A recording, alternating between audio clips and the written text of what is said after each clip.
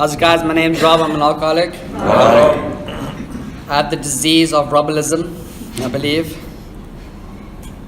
I haven't prepared anything, to be dead honest, but I believe that's the right way, because I'm not giving a speech, I'm not doing anything, I'm literally just telling my story. It's just like another meeting, just the share's just a bit extended.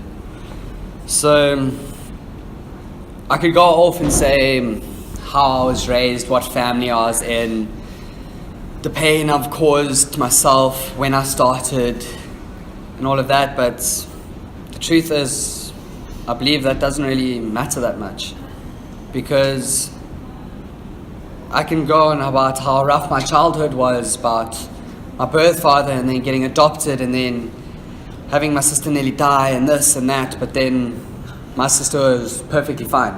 So I don't believe it's about my upbringing. I don't believe it's my family's fault. I don't believe anything. Like I said in the beginning of the disease of Robilism, it's what I made of it, my perception. So, like a brief bit though, it's one thing I noticed when actually sitting down and looking at myself while doing the steps was that it's true that about alcoholism, that this is progressive. Like I never noticed it until I actually sat down and had people help me point it out. I'd always started with one or two, and then it ended up just going. And what I realized, I didn't have a problem stopping. I had a problem staying stopped. So I could stop for the morning, but in the afternoon I continued. Or I could stop for that evening, but then the next morning I needed it again. And what I realized was, I always thought I was this macho, courageous person, but everything I did was driven by fear. Literally everything. The reason why I acted like this rough, tough oak that you can't mess with me is because I was actually too scared that you were going to beat me up. So I'd rather try to scare you out of the fight. And so I'd always put on this facade, these different masks, escaping the reality, not wanting to be who I wanted to be, who I was actually.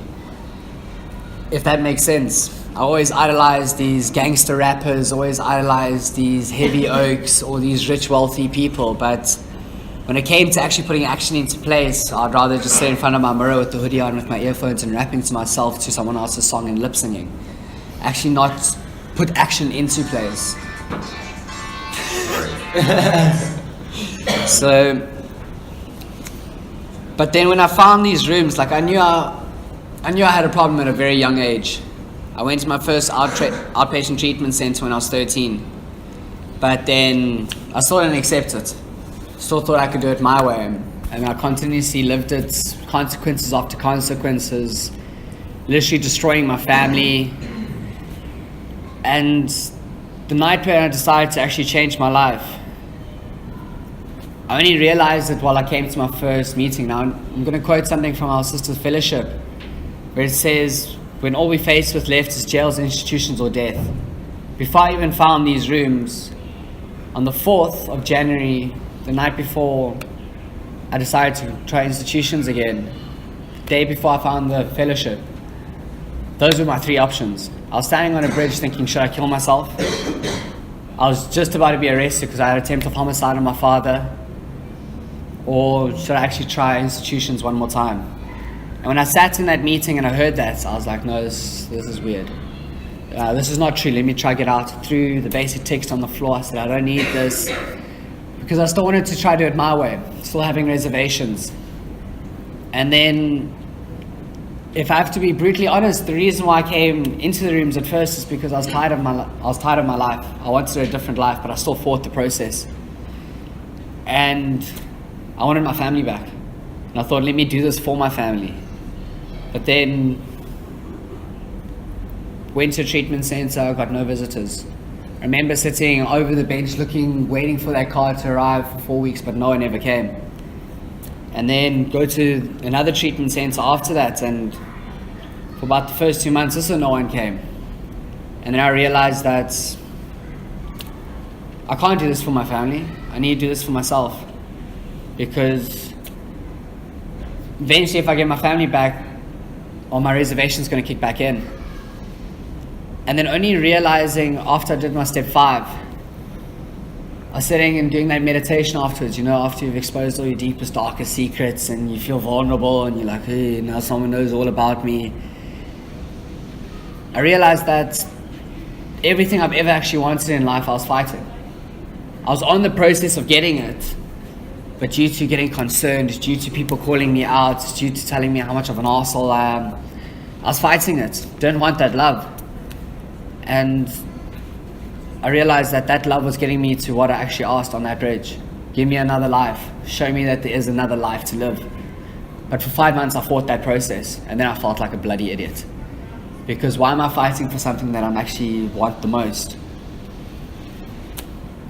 And then on my first year, I won't lie, my first year of recovery was pretty easy.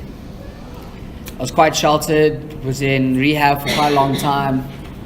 Then I followed suggestions, went to the halfway house, still felt pretty sheltered there because I had all my pillars of recovery. I had people to always, when I get home, I can let my stuff go. But I found the challenge was when I actually moved out by myself. And that's when I realized how this program actually really needed to work it. Started staying in a house with someone, and then that person ended up relapsing, and I got myself into a mess because I wanted to people please. I want to save this oak. Then I realized the cliche line, I can't carry the addict or the alcoholic, I can only carry the message. And then I actually had to surrender and say, you know what, this is getting me into more of a mess. It's putting me into a toxic environment. And then by the grace of my higher power, a place was found. And it's been weird how recovery's worked. I've been out of rehab nearly about a year now, just over a year, and I've had 4 jobs. How's that for a track record? Supposed to be able to keep a job. But every time something's happened, another job has popped up straight away. I've been looked after. When I needed a place to stay, something's always popped up. And now the place I live in now, it's absolutely beautiful. If I look back, I woke up on my 2 years and I even said to my housemate, I can't believe this. 2 years ago, I was sleeping underneath a bench in a garage because there was a bit of light and I knew people flicking their stompies out there so I can at least get some cigarettes. And now I'm waking up on a double king size bed with 10 pillows. With my pit bull sleeping right next to me and someone else's dog and 2 cats that I'm looking after while they're overseas. That's not supposed to be me. I'm supposed to be that guy on the streets asking for money, and so I can't explain it. The easiest saying I can say is every day nothing seems like it changes, but when I look back, everything is different. And that's something I've realized that is true. Because I still don't know how I got to this point. It's all due to those steps, that basic text from Bill. And it's about me working it, because I've seen people fall. I've seen close ones die. But I've realized, as hard as it may be, as long as it's not me. People can relapse, people can fall, but all I can do is be that helping hand of AA when they want it back. And I can't get myself into a mess about it because it's their journey. Because I've fallen so many times. And that neglection people gave me during those relapses actually pushed me closer to my rock bottom every single time. But then yet, I've realized if someone comes and asks me for help, I'll never turn them down. Never. My house is our house. It's always open for people. Literally, my gate just slides open. I normally leave my door open because I think no one's going to come into my house with a pit bull. But yet that thing will lick you to death. And it's just amazing, because some days I'll get woken up at 6 o'clock. Someone will just walk into my house, put on their guest, and I'll be like, hey dude, I need a chat. And in the past I would have been like, bro, I'm dosing. Why? But I sit up, be like, hey dude, just make my coffee and I'll chat. And then my cigarettes in the lounge, please bring them. And it's remarkable, how my life has changed. I've got a job that I don't like. I don't enjoy it. But as my sponsor says, it's commitment, it's punctuality, it pays the bills. So every day I'm driving to work, I'm like, the wave's cooking. Punctuality, commitment, pays your rent. I constantly have to remind myself, because recovery is all about becoming a functional member of society. And that's one thing I believe I'm slowly becoming. I still have my flaws, but I can pay my bills. I can pay for my food. I can pay for my dog. I can pay for someone else's animals, which I find is amazing. And like recovery has had its hard stints. Like this last month has been, sounds like we're in Hillbrow. Whereas the last month has been a hard stint for me due to my stupidity of thinking I can climb a tree and cut a tree with a panga without wearing shoes. I ended up slicing off my tendon. And with my arrogance, just dull super glue, I'll get back to work. Everyone's like, no, you need to go to the doctor, Fighting it 20 minutes later, someone takes me to the doctor and then I need surgery. Oh great, I hate hospitals. But then, for the first time, I was actually able to phone my parents and be like, listen, I'm actually in hospital, you don't need to find out 3 weeks later. This is the reason why. And that's making amends. Actually letting me be the first person to tell them about my stupidity. Not medical aid phoning them or some mate phoning them or them realizing in a slip up of a conversation. And that was tough because first of all, it took me about half an hour to convince them that I was an alcoholic in recovery and they cannot give me any minor mood-altering substances. They just didn't want to listen. And then the emotional pain was heavy because I have to be dead honest, I had an emotional relapse.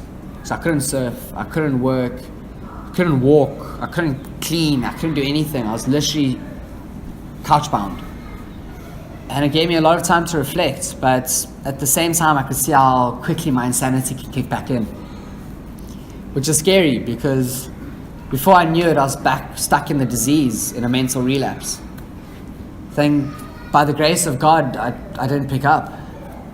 But in my mind, I was there. My behavior was there. My attitude, program out the window. And it was a scary place because it reminded me exactly where I was without even touching a substance. I was lying, I was manipulating, I was isolating, I was neglecting people, wasn't speaking to my sponsor, fighting with my family, and yet I had not had a substance in my body. That's why I say I have a disease of robotism. It's all about me. It's about my fear. And even in that time, my sponsor told me, you know, if the pain gets too much, you can take a painkiller, but just let me know. But I shut that conversation straight out because I know that any minor mood-altering substance is not the solution. Even if it's pain. I know I'm the type of person that'll tell you I'm taking one, but meanwhile I'm taking a whole sheet. So I wasn't willing to risk it, so I just bared through the pain. And through all of that, like a gift of recovery came.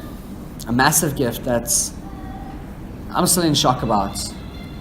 So people that know my story know I had quite a rocky relationship with my father. I kept trying to make amends, but he kept telling me, no, I don't want to hear it. I don't want to hear it. So a point that we didn't speak for quite a few months. And to the point when I managed to actually go on a flight to go see my family. Now my family lives in a different province. I don't have enough money to actually go see them often. So I get quiet and self-pity quite a lot when I see other people with family. But I'm blessed because it shows me where family can be. And that's what I want. So I managed to fly down and see them, and after 4 hours of being home, my buddy's like, I can't do this. Packed up his stuff and he died. And that's when I started to actually realize that how sick I made my family.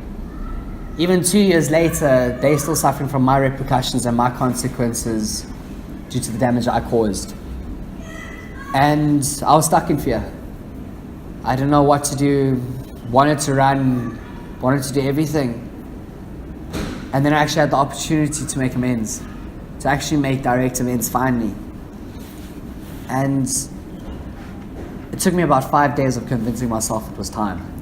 Because when I'm stuck in it, I'm stuck in it. I don't want to do it. I'm arrogant. I'm obnoxious. I just think about me. Like, nah, this is going to make me feel uncomfortable. But it was the most worthwhile thing. Sitting down with my dad and actually speaking and apologizing. Like step 9 says, I promptly admitted when I was wrong. And that's one thing I've realized with step 9. It's not about saying sorry. Nowhere does it say, I said sorry when I was wrong.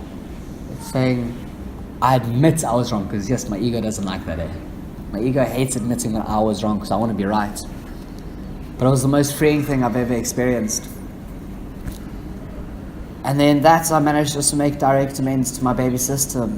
My older sister, about half. That I was still fearful about, and that's my fault. Because she deserves an amends, but due to my fear, I just couldn't bring it up because it was a topic that's my biggest regret in life.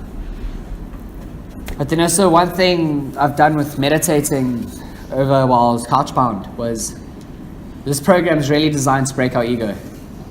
Like, in order to work this program, ego has to be fully out the window. Because step 1, I'm powerless. I want the power. There's ego shattered. Step 2, hey, but you cooked. You're insane. I want to think I'm normal. Ego shattered. Step 3, I can't handle my own life. I can't deal with my own life. I need to actually give it over to other people. Ego shattered. Step 4, I don't even need to go there. Everyone knows how that shatters your ego. Step 5, actually exposing how much of an ass I am from step 4. Ego shattered. In step 6, 7, all the way up, it's saying, you know what, I can't, he can, hand it over. And that's one thing that I find amazing, because in that time of reflection, I was actually able to reflect on my higher power. Like, my higher power started off small. Believe it or not, when I first came into recovery, my higher power was a tree. I used to sit every night and pray to that tree, because that tree was bigger than me, greener than me, and was somehow alive. So that tree's doing something right. And then slowly it started to develop to the fellowship, to my sponsor, to my friends. And now it's literally everyone. I can be talking to the homeless guy on the street, to the richest man in the world, and I can still hear a message from someone, which is meditation.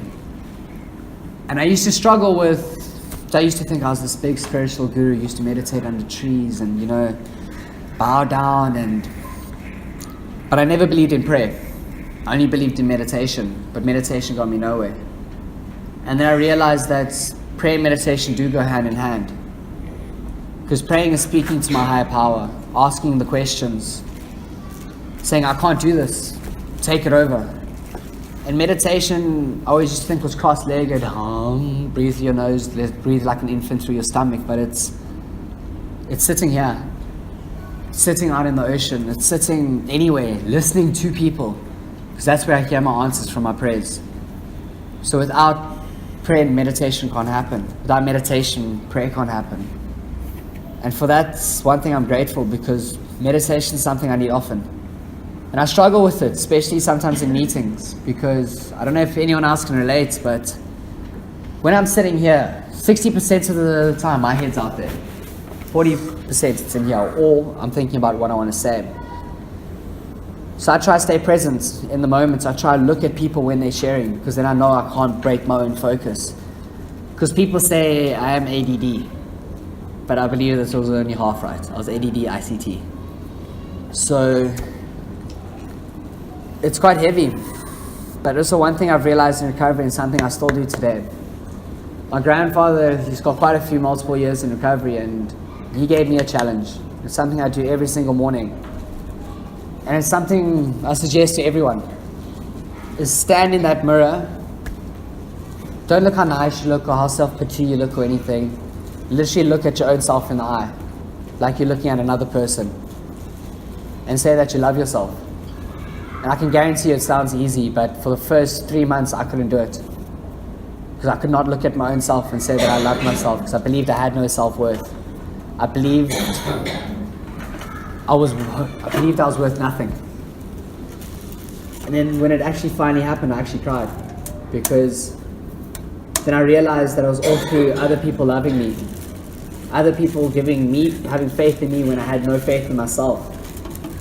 And still to this day, sometimes I have lack of faith, but people give me faith, people give me love, and then slowly enough I realize I actually am loved and I am worth it. So with recovery, I've learned a lot. I've knocked my head many times. I can be arrogant, like suggestions. I don't schmark following suggestions. I hate it, because I still want to try to do it my own way. I say to myself often, Rob, where's your step 3? But then I feel that pain, and I'm like, no, jump back into suggestions. And I don't just ask one person for a suggestion. I don't just ask my sponsor. I ask like everyone.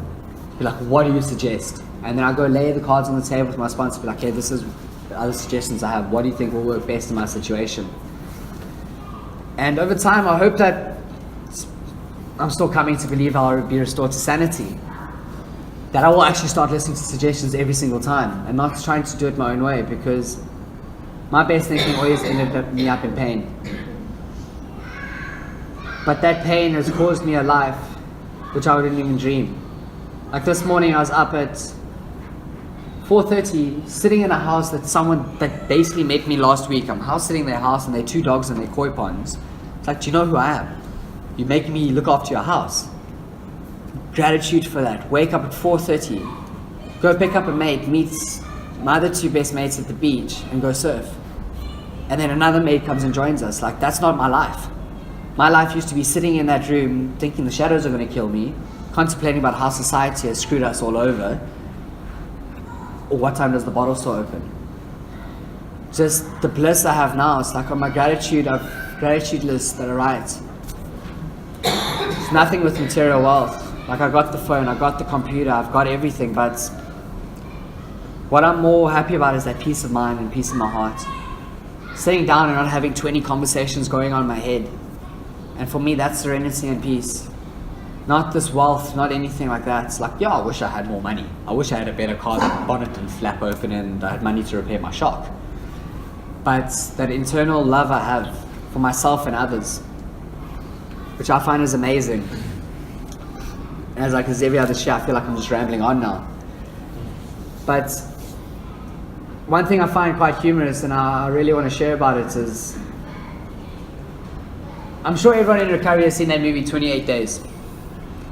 When they suggest no relationships for 3 years. First year get a plant, second year get a dog. My first year I didn't get a plant.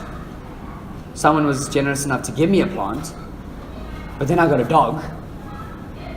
But then my dog ate the plant. So I was like, what are you trying to tell me here? But he didn't just eat the plant, he ate the whole pot. But then that dog's taught me patience and love. It's like, many times I've come close to, due to my financial situations, to giving him away. And then that's only when I realized the love a parent has for their child. Because when my dog gets scratched, I want to cry. When I have a thought that my dog might need to leave me, I cry. And that's when I finally connected with the empathy about parents that are in recovery, who children are hurting. So I said in my dog, yeah, it's a dog. But he's my son, I believe. And that dog has taught me so much. It's actually taught me how to care, how to look after something else, not just myself. Like, my dog will get food before I get food. And that's one thing I find amazing, because I didn't used to care about anything else. And now I put my friends, well, first my recovery, then my dog, my friends, and everything before myself. Which is odd, because it always used to be me, then everyone else. And then about the whole relationship, guys. Yeah, it is a suggestion not to get into a relationship in your first year. But so is jumping out of a plane with a fucking parachute. Because how can you care for someone else or love someone else when you can't even care or love for yourself? That's one thing I realized.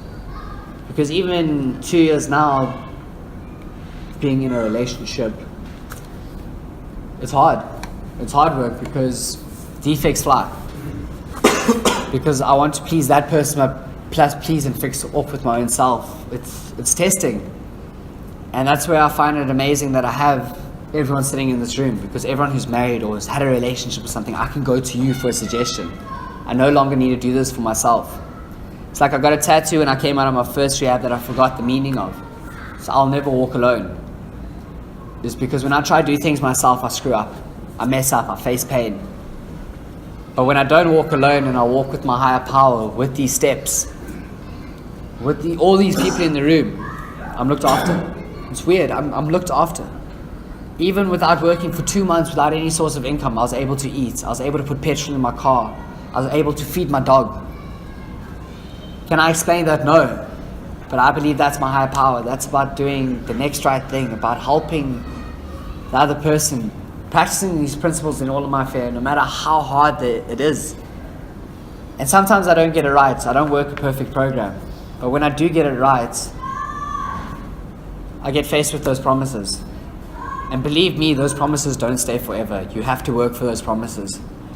Because it's just not just being given.